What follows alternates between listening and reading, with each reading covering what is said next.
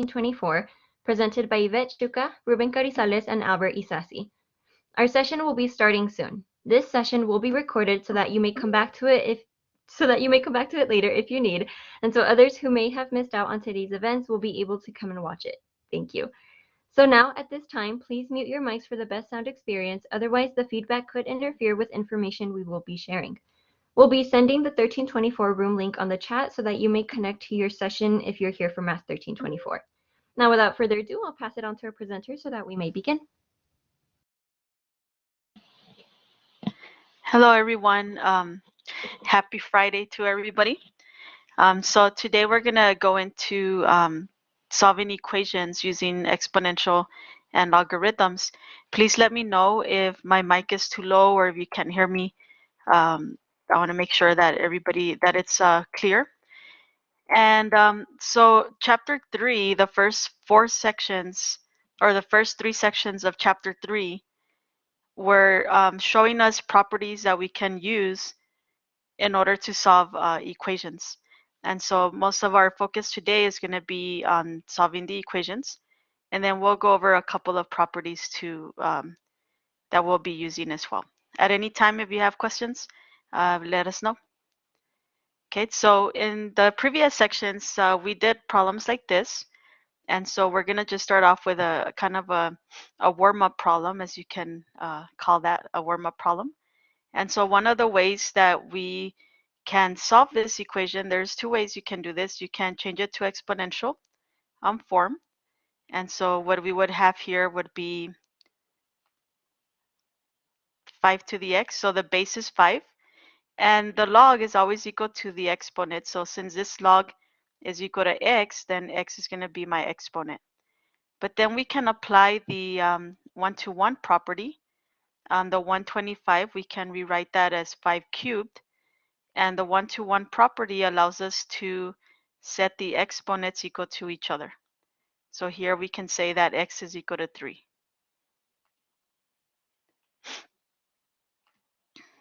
Now, one of the things, let me just go back really quick, is anytime that, well, I'll just save that one.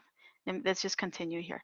So if we solve for x here, if we do the same thing, we're going to change to exponential equation. So my base is going to be 2. And the log is equal to x, so x is your exponent of 25. So here, the 25, we cannot rewrite it so that it has a base of 2. And so we're going to need other ways to help us solve for x here. And so having a calculator is going to be the thing that we could use to help us solve. So here's a couple of pictures of a calculator. And so some of us use a TI-83 or 84. And then some of us might have a Casio calculator. And so if you notice here on the Casio calculator, it allows you to enter any base that you want. So if it's a base 5 or a base 2, you can actually use the calculator and get an answer out. But the TI-83 and 84s, they don't allow us to use a different base other than 10. But it's okay, you don't have to go out and buy another calculator if you have this 83 or 84, because we can still use the change of base. And so the change of base is a formula that we can use where it takes any base and converts it to a base 10 or a base e, because these 2 bases are the ones that we can put into our calculator. So we take a regular log here, and we're going to rewrite it as a quotient x divided by log a. And notice that the base is going to be in the denominator. So for example here, log 3 of 11, we would write as log 11 divided by log 3. And then if we put that into our calculator, we get 2.1826. We can round to 3 decimal places. And then the one for letter B, it's going to be log of 0.5 divided by log of pi.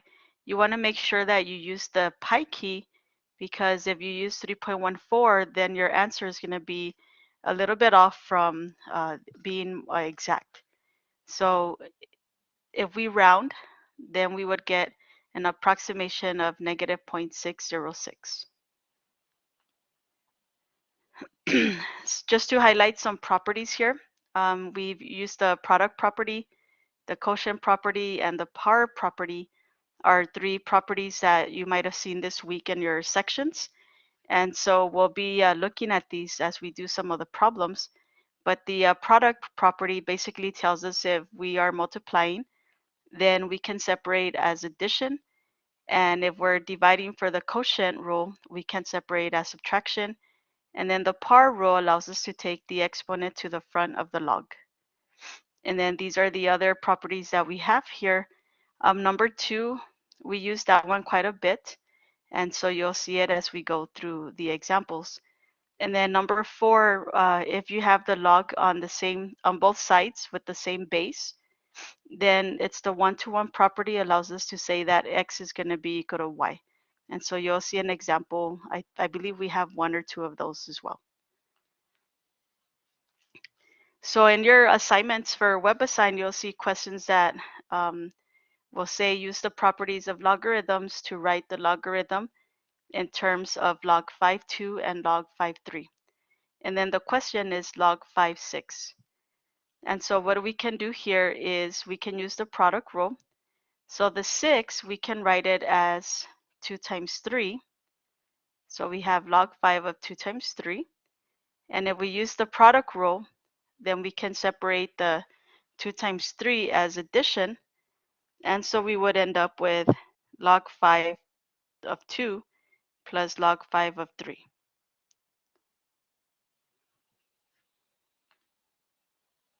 And if we go to the next one, it says find the exact value of the logarithmic expression without using a calculator.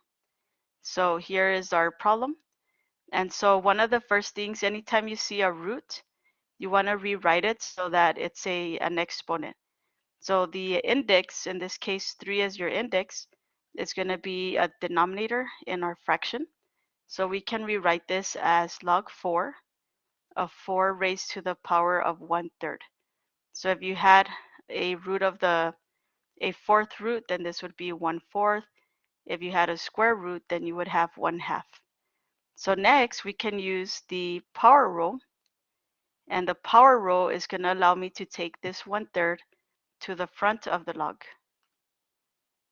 Okay, so now we have 1/3 log 4 of 4.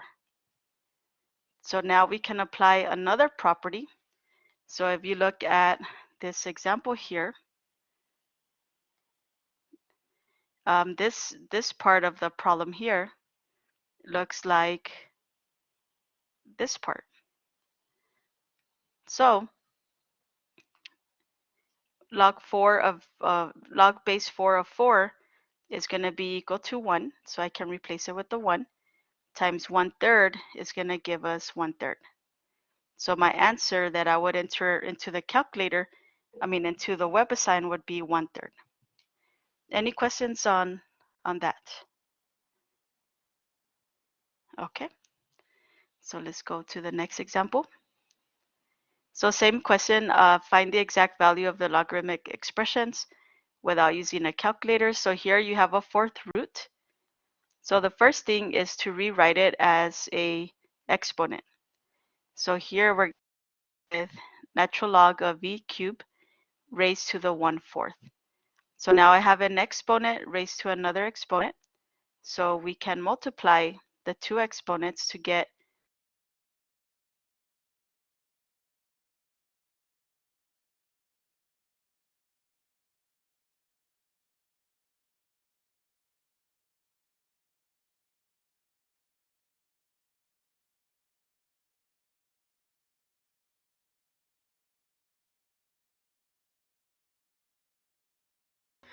All right.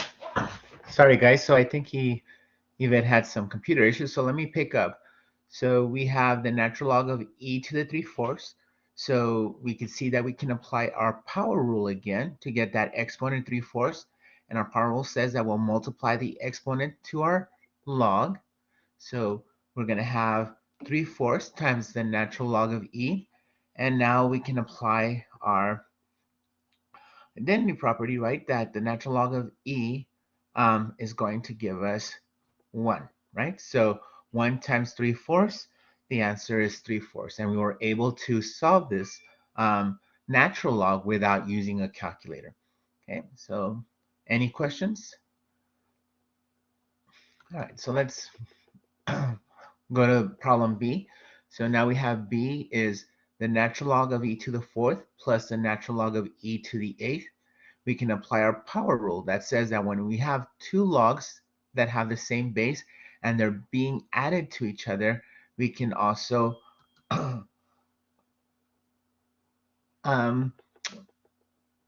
first apply the power rule. So I think Yvette is back. Yvette, you want to come back, take over?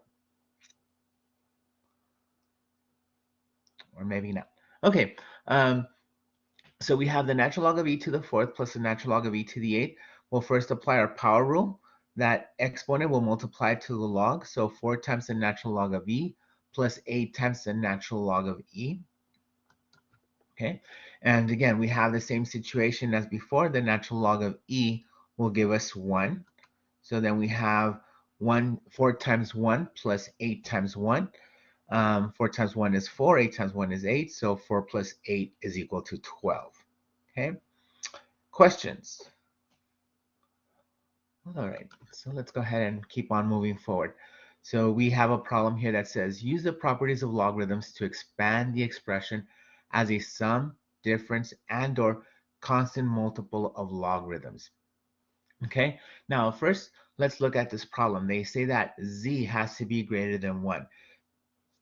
And the reason for that is because if we have anything that is less than 1, we're going to have negative numbers for logs. And as you know, we cannot use negative numbers for logs. We'll get an error on our calculator.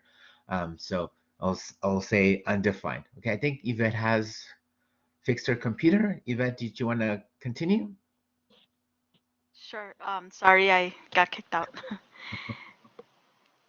So the next question here, it says use the properties of logarithms to expand the expression as a sum or difference or a constant multiple of logarithms. So here, as you can see, we only have one natural log showing. And so what we're trying to do is separate it into multiple logs. And so we'll use the properties here. Let me see. I can't go on to the next slide. So, okay, now there I go. Okay, so we can apply the product rule. And so I'm going to separate this natural log with natural log of z plus, and we should have a natural log here. And so let me just write it in there. So we should have natural log in here of z minus 1 to the 4th power. So then we can look at each individual logarithm here and see if it's simplified. So natural log of z is simplified, but the natural log of z minus 1 to the 4th power, we can bring that exponent to the front. So we would have 4 natural log of z minus 1. And so now we have a multiple logarithms here, and they are simplified. Okay, so let's try another one. So again, you're starting with one log, and we want to separate this into multiple logs. And so we can apply the quotient rule because we're dividing this numerator with this denominator. So we're going to separate it with subtraction. So now we have log 5 of the square root of x squared minus 9 minus log 5 of 4. Okay, so now since we have a square root, we want to change that to an exponent so that we can simplify further. So the square root is the same as an exponent of a half. And so now we can take care of this half and use the power rule to bring it to the front. Okay, so we'll apply the power rule. So we get half times log base 5 of x squared minus 9 minus log 5 of 4. But again, you always want to check each logarithm to see if you can simplify any further. And so in here we have x squared minus 9, and we can actually factor x squared minus 9. It's a perfect square. So this is going to become x minus 3 times x plus 3 minus log 5 of 4. So now here this half is actually everything in here. Okay, so our last step to simplify is going to be to distribute the half into, or we can use the product property first to separate these two since they're being multiplied. And so we'll end up with 1/2 log of x minus 3 plus log 5 of x plus 3 minus log 5 of 4. But notice that this half was distributed into each of the parentheses. Okay. And so now we have our simplified logarithm all the way across. Okay, so again, you start off with 1 log, and then we separate it into multiple logs. Any questions on that one?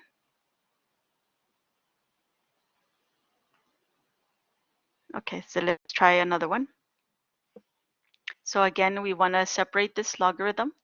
So since I'm dividing these two terms, I can apply the quotient rule. And since they're being divided, we're going to separate with subtraction. So we have log 8 of x cubed minus log 8 of y cubed times z to the 4th. And so we can simplify a little bit more. So notice that the y cube is being multiplied to the z variable. So since they're being multiplied, I'm going to use the product rule to separate this into addition. So now I have log 8 y cubed plus log 8 z to the 4th. Now notice I use parentheses here because the subtraction sign here is being applied to the entire logarithm. And so when we separate it, we want to make sure that we have the parentheses so that this subtraction is applied all the way across. And so now we can deal with some exponents, and also we can distribute the negative. So if I distribute the negative, negative times log 8 y cubed will give me negative log 8 cubed, and negative times this term will give me negative log base 8 of z to the 4th. And then we check each log. So this log I can still simplify by taking the 3 to the front using the power rule. So we get 3 log 8x minus 3 log 8y minus 4 log base 8 of z. And so this is our simplified solution.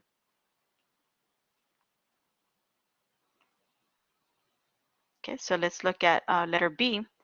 So here we have a 10th root. So the first thing is to rewrite this root into an exponent.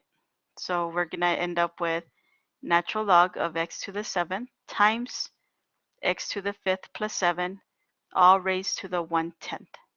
So remember your root is a 10th root. That index becomes your denominator in your fraction. So we can apply the power rule, which tells me to move the 1/10 to the front. And now I have this situation here. So since x to the 7th is being multiplied times this term, then we can apply the product rule, and we can separate it with addition. So we're going to end up with 1/10 times the natural log of x to the 7th plus the natural log of x to the 5th plus 7. And last, we can distribute the 1/10, giving us 1/10 natural log of x to the 7th plus 1/10 natural log of x to the 5th plus 7.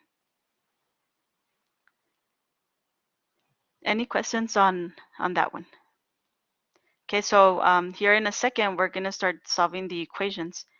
So we're just kind of reviewing these properties a little bit to help us when we get to the, oh, I wasn't finished, right? I forgot to check each individual term, and I can see that the 7 here I can bring to the front. So I have 7/10 natural log of x, and then so forth and so on.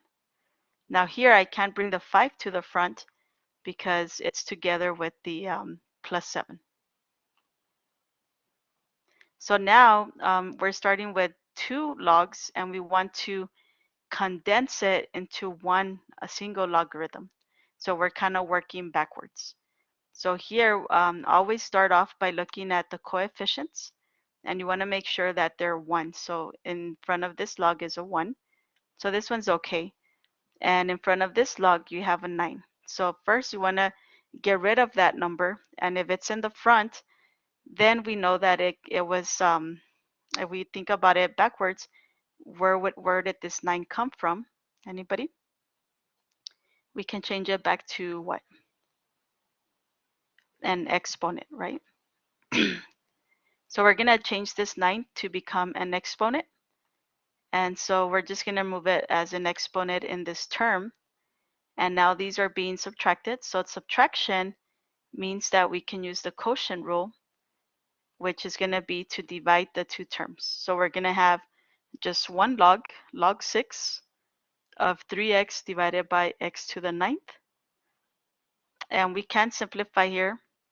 So this x we can reduce with x to the 9th. So my final answer would be log 6 of 3 divided by x to the 8th.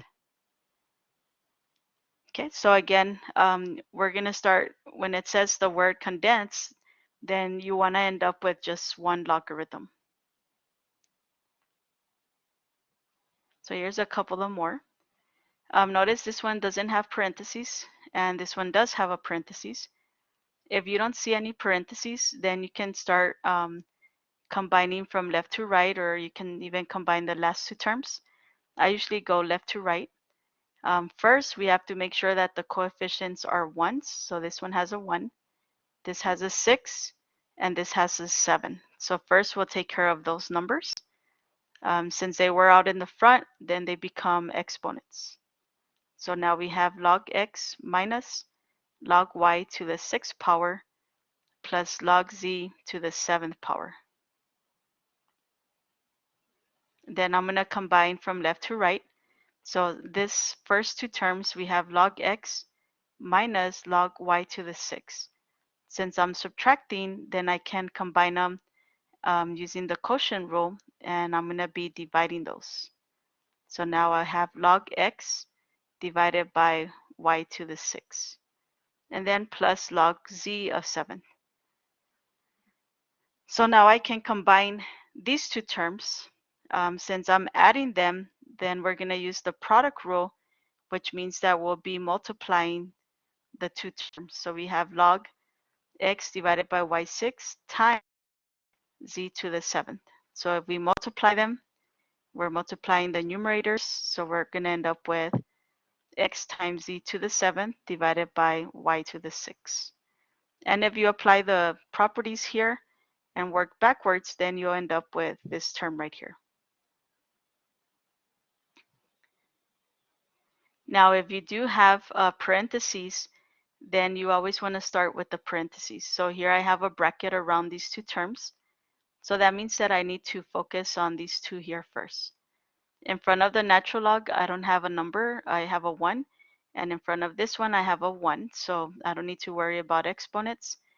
These are being added together, so I can combine them using the product rule and multiply them out together.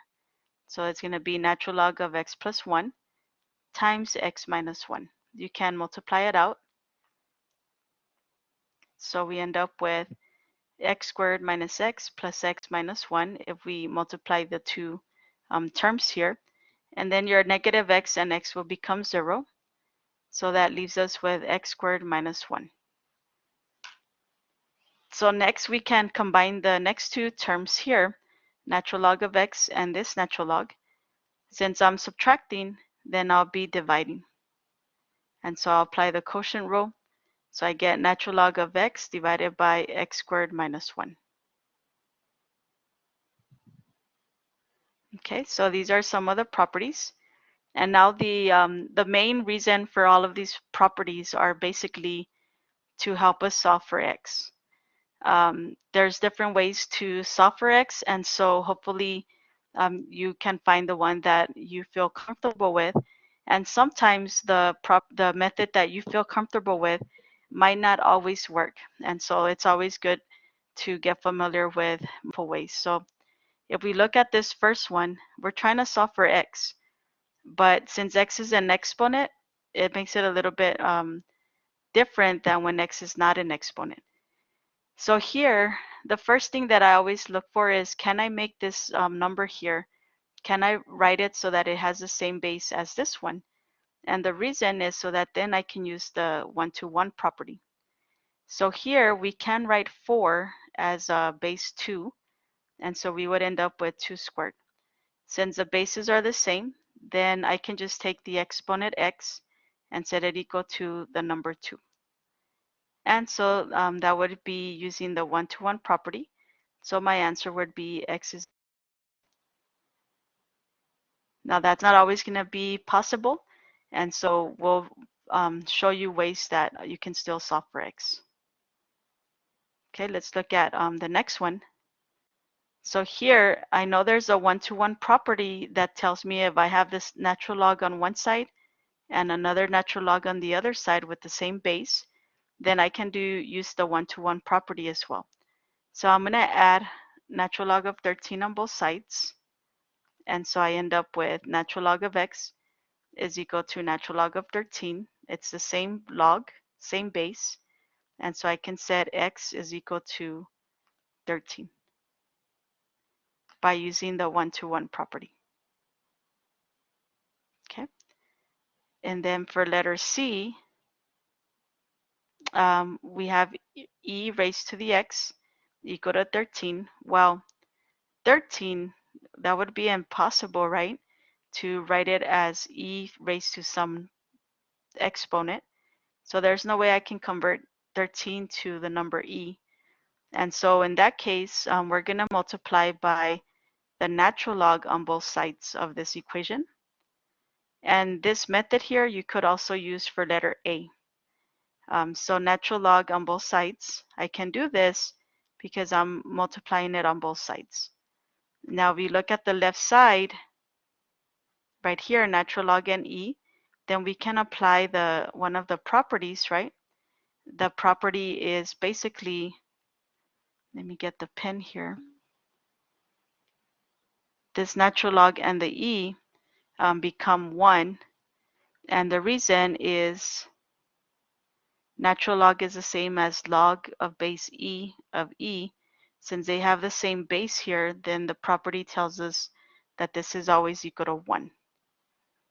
Okay, so if I bring this x to the front, then let me just write it down here. So we have this here. So if I use the power rule first, then this would be x natural log of e, and this natural log of e is equal to 1. So 1 times x would just be an x. So a lot of times students like to, or I should say people, right, because you don't have to be a student to do this. They just like to cross it out and bring the exponent down, and that's fine, but the reason is what I wrote down here. Okay, so this would become x is equal to natural log of 13, and natural log of 13 you can enter into your calculator, and so we get approximately 2.565. Okay, so here's a different one. Excuse me, it says solve the exponential, solve the problem algebraically, and then round to 3 decimals. And so if you notice here, my base is e, and my base is e. So that means that we can use the one-to-one property, which tells me that I can set the exponents equal to each other. So I'm going to have x is equal to x squared minus 6. And this is a quadratic equation. So remember from chapter 2, we have different ways of solving quadratic equations. One way is to factor. One way is to use the quadratic formula. Another way might be the square root property, completing the square. So you have different options, but in any method that you use, well, if you want to factor or use the quadratic formula, then we set it equal to 0. So we're going to take this x and bring it to the right side by subtracting. I also always like to try to factor first, and if I can't, then I move on to a different form. So here I have a 6, so 3 times 2 will give me a 6, and if I add or subtract 3 and 2, then I'll have a 1 here. 3 minus 2 is a 1. So it looks like this would be factorable. So I'm going to end up with x minus 3 times x plus 2. And then I can set each factor equal to 0. and solve for x. So I end up with x equals 3 and x equals -2. Okay, so the idea again is this one-to-one property allows us to use the set the exponents equal to each other. Okay, so let's try a couple of more where maybe the one-to-one property is not possible. And so in order to solve this equation, the first thing you want to do is make sure that the exponential part is isolated. So this is my exponential part. And so we need to get rid of this 5. So to get rid of the 5, I can divide by 5 on both sides. And so when I divide by 5 on both sides, then I'll get 3 to the x is equal to 4. So now the 4, there's no way I can make this 4 into a 3 or have the same base as a 3 and vice versa. So the method I'm going to use is I'm going to multiply by natural log on both sides. So I would get natural log of 3 raised to the x power is equal to natural log of 4. But by doing that, I still have this x as an exponent. But since I have a log here, now I can use the power rule and bring that x to the front. So I end up with x natural log of 3 equals natural log of 4. We're trying to solve for x, so we can divide by natural log of 3. So we end up with x equals natural log of 4 divided by natural log of 3. So this would be an exact answer, but in your instructions here, it says to round to 3 decimals. So we enter that in our calculator and we get 1.262. Okay, so again, it's important to isolate this exponential part. So if you look at letter B, the exponential part here is going to be the e to the x. So we need to remove this -9 from the left side, and I can do that by adding 9 on both sides. So we get e to the x is equal to 27. And then now to bring the x to the front, we have to multiply by natural log on both sides. So we end up with natural log of e raised to the x power equals natural log of 27. Okay, so if we apply our properties, then the natural log and e, if we use the properties, bring the x to the front, and then natural log of e is going to be 1. So that gives us x equals natural log of 27. Enter it into the calculator. And so we get 3.807. Any questions on that one? So one of the things that that I always see people struggle with is they understand how to simplify this, but when they enter into the calculator is when they might end up with the wrong answer. And so if you have any questions about your calculator after the session, we can definitely help you with that as well. So let's try this one. So notice that the previous examples, these were all exponential functions, okay? But now in the next example, you're starting off with the log, okay? So we're trying to solve for x. But since it's next to that logarithm, it's kind of trapped. So we need to kind of free it from being with that logarithm. And so one way to do that is we're going to convert this logarithm into an exponential function. So just remember that ln is the same as log with the base e. So this part here, we're going to change to exponential function. And to do that, I take my base is e. So can you see my little hand here? Because I thought you could see it, but maybe you can't. No, so I've been pointing this whole time and you can't see my hand. Okay, so I apologize for that. I wonder why you can't see my hand. Okay, so I'll just maybe highlight it with my pen then. So this E here, let me get my pen. is your base. So the base is going to be e, and then the log is equal to the exponent. So the -4 will be your exponent, and that is equal to x. So notice that by combining or by changing this log to exponential, we freed our x. Okay, so now we just enter this into our calculator and we get 0.018. But anytime that you're working with the logarithm, you always want to check your solution, because the solution is the solution should our domain for logarithms is from 0 to infinity. So here my x was 0.018. So whatever you get in here, this has to be positive. And of course, as we can see here, 0.018 is positive, so this is going to be a solution. So you always want to check to make sure that whatever is in here is going to be positive. Okay, so let's go to the next example. So again, here you have a logarithm, and you have 2.8 is equal to natural log of 3x. And so in order to change that, we're going to change to exponential form. So the natural log, I'm going to go ahead and write it as log e,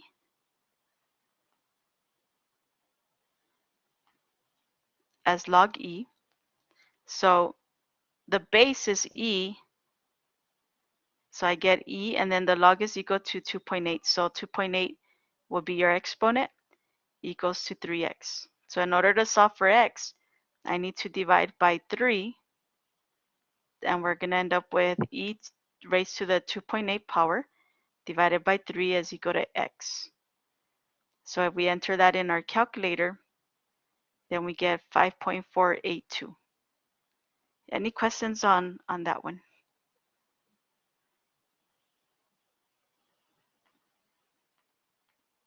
Okay, so let's try the next one. So in order to change a log to an exponential part, then our log needs to be isolated as well. Okay, so our logarithm has to be isolated. So we're gonna subtract the 5 on both sides, and so we end up with -5 natural log of x is equal to 11 minus 5. So if we simplify, then we have -5 natural log of x is equal to 6.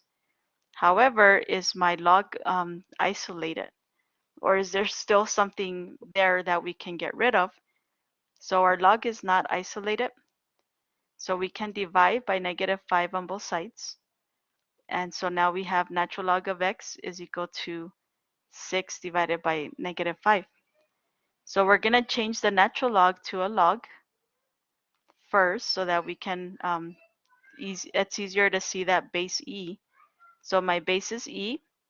The log is equal to 6 divided by -5, so that's going to be your exponent, is equal to x. So if we put that in our calculator, then our approximation would be 0.301. Okay, so if you're trying to solve for x and you start with the log, then an exponential expression would be key. If you start with an exponential function, changing it to a logarithm or using logarithm properties will be key. So here I have a couple of more. So again, in order to change something to exponential function, then we should only have one log, but here we have multiple logs, right? So how can I combine these two logs here? Am I going to be dividing, or am I going to be multiplying for letter A? So let me just underline it, because I don't have my pointer for some reason. So will I be dividing, or will I be multiplying?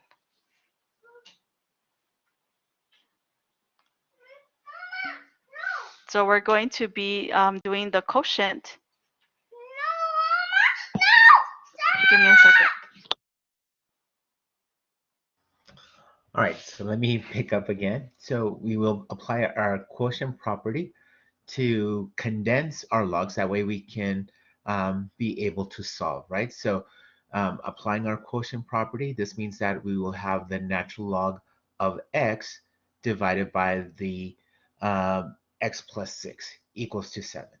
So again, as Ms. Chuka has been doing, we can change to an exponential form. And so we can see this change of an exponential form.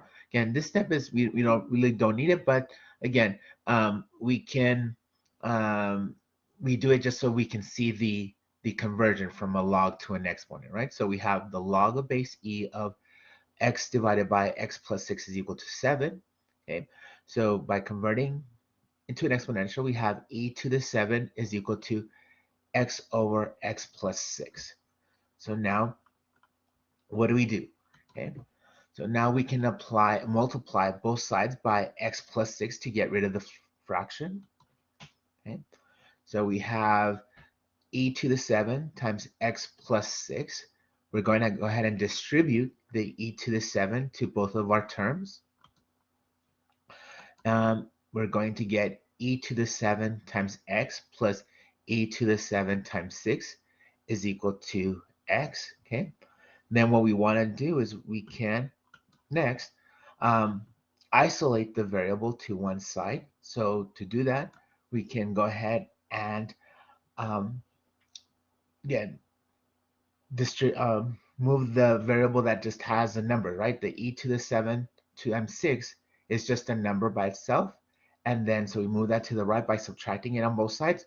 We want to move the variable x to the left side, and we subtract an x on both sides. So now that we have the two x's on one side, we can factor it out. That way we can isolate the x. So when we do that, we have x times e to the 7th minus 1 is equal to negative e to the 7 times 6. Again, we don't want to be dealing with a whole bunch of decimals, and because we want to round until the end, that's why we're using all the numbers at once right now. Okay, so now we want to solve for x, so we're going to divide both sides by e to the 7th minus 1. So when we do that, we have x is equal to negative e to the 7th times 6 divided by e to the 7th minus 1. Again, using our calculator, make sure, also I love the fact that Ms. Chuka here added the screenshot of the calculator.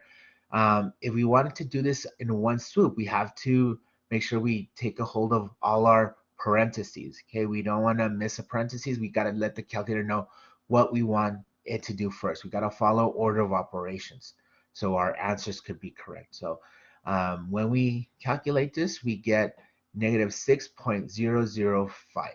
Okay, any questions?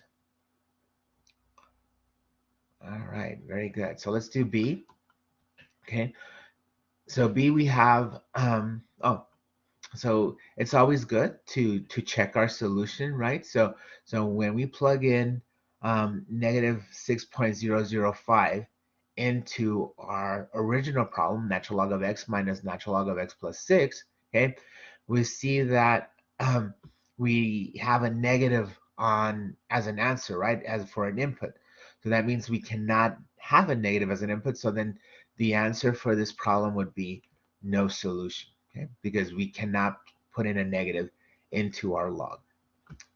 Good, so it's always good to check. All right, so let's go ahead and do B. So B, we have the same thing going on. We want to condense so we can have individual logs. So we see on the right side, we're going to be applying our quotient property again, right, our quotient rule. Then when we have two logs being subtracted, we can divide the inputs. So this is going to give me the natural log of x plus 9 is equal to the natural log of x minus 6 divided by x plus 6. Now for this one, we can apply our one-to-one property that if we have the same log on both sides, then the inputs have to be the same. So then that means that x plus 9 is equal to x minus 6 divided by x plus 6. We want to eliminate the fraction again, so we'll do the same thing that we did before. We're going to multiply an x plus 6 on both sides. And when we do that, we're going to get x plus 9 times x plus 6 is equal to x minus 6. Let's go ahead and do FOIL for the right side. And simplify. So we are going to get x squared plus 6x plus 9x plus 54. Combine our like terms. It's going to give me x squared plus 15x plus 54 is equal to x minus 6. Now, it doesn't matter which terms you move to one side or the other. I'm going to do the easy route. Since I only have two terms on the right, I'm going to move everything to the left. Okay, and then you see we're going to have a quadratic equation. So we're either going to factor or use another method to solve for x. So let's move the x and 6 to the other side. So I subtract an x on both sides.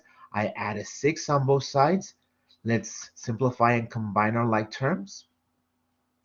And we get x squared plus 14x plus 60 is equal to 0.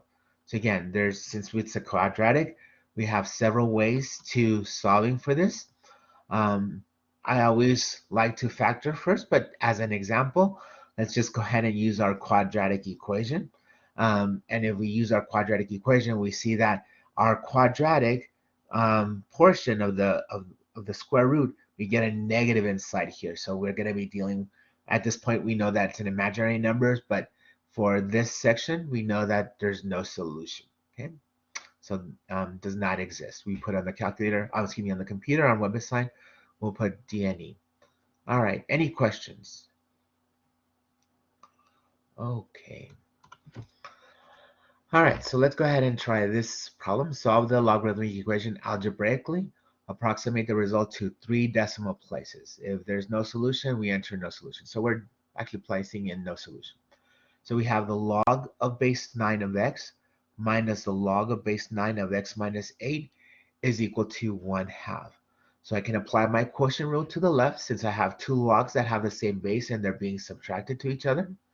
So this is going to give me the log of base 9 of x divided by x minus 8. Okay. Let's go ahead and change to an exponential equation or form. Okay, so this means that I have the exponent of a base 9 to the 1/2 is equal to x divided by x minus 8. Let's go ahead and eliminate the fraction by multiplying both sides by x minus 8.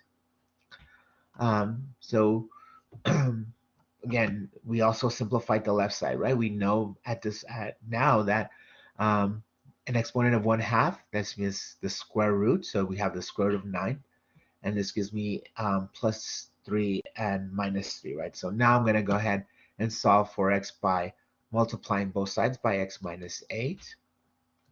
Okay, so when I do that, I'm going to have two answers, right? The one with a plus 3 and the one with a minus 3. So let's do the one with a plus 3 first. So we have 3 times x minus 8 is equal to x. Distribute my 3. It's going to give me 3x minus 24 is equal to x. Subtract or add 24 on both sides, excuse me. This is going to give me, this should be a 3. 3x is equal to 24. And divide both sides by 3. So this should be 8, right? Because we're dividing by 3. So let me pull out the pen if I can. And they changed our Blackboard and now some of our features are not working, it looks like. Okay. All right, so this is, there we go. This should be 3 here. So when I divide both sides, 3 divided by 24 should be 8. Okay. All right, let's do the negative part. So multiply an x minus 8 on both sides. Distribute my negative 3. Negative 3 times x is a negative 3x. A negative times a negative is going to give me a positive 24. So let's solve for x again. Subtract 24 on both sides. We have, okay, and again, same issue here. We have 3 again. So this is negative 3x is equal to a negative 24. Divide both sides by a negative 3. So this is a positive 8, right? So again, apologize here. So when we do this, okay, we have our two answers, right? Here we just check the solution for this problem. And you have x on one side. Yes. Okay. All right.